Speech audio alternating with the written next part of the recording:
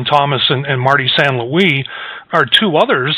Tim's had a great season this past year, capping it off with the Conn Smythe and the Stanley Cup, and St. Louis' career speaks for itself. So there's examples of two guys.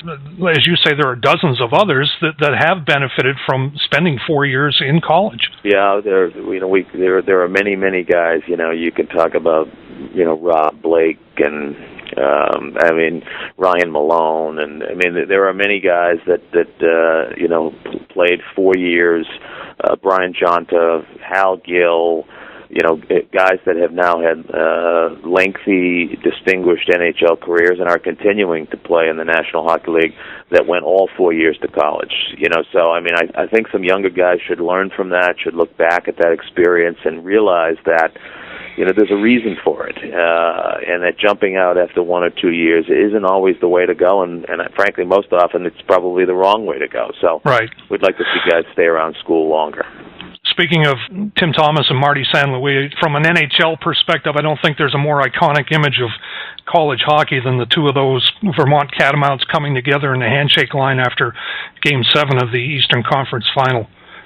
Well, I agree with you. I know both of those guys personally, and that's a real display of who they are. The raw emotion and genuine good guys, and they're great ambassadors for the college game. And when we go out on the road and talk to elite young players around not just U.S. but Canada as well, there are a couple of the guys that we point to and talk about, guys that really benefited greatly from their college experience. So, we right now about 30% of all the players in the National Hockey League, active rostered players, are NCAA alums, and the numbers certainly indicate that trend is going to not only continue but expand, and that you'll see the number of NHL players within 5 years be closer to 35 and maybe even 40% of all of the players in the National Hockey League. So NCAA Division I programs are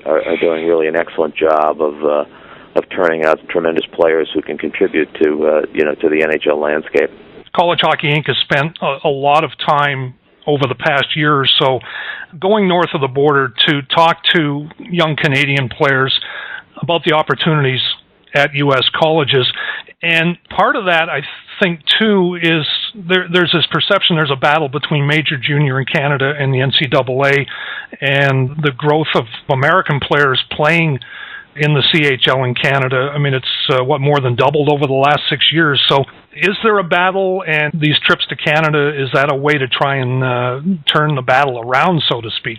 Yeah, young American players and American families are familiar with the benefits of college athletics and getting an education, and part of the reason why we're spending so much time and resources in Canada is that Canadian families haven't gotten the information, aren't familiar with some of the reasons and justifications for considering the NCAA option, aren't familiar with some of the eligibility rules or the scholarship opportunities. Right now, about a third of all the Division I players playing college hockey are from Canada. Our coaches would like to see that number either stay steady or slightly increase.